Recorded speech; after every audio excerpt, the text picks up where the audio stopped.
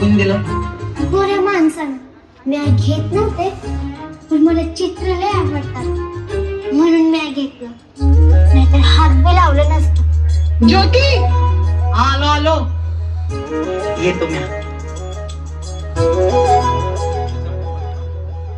अरे देवा, माझं पुस्तक पळवलं.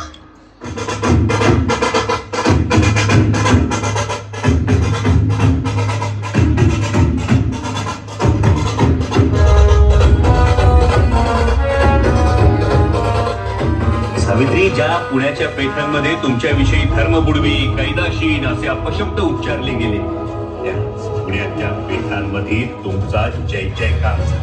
फार मोठी गोष्ट झाली.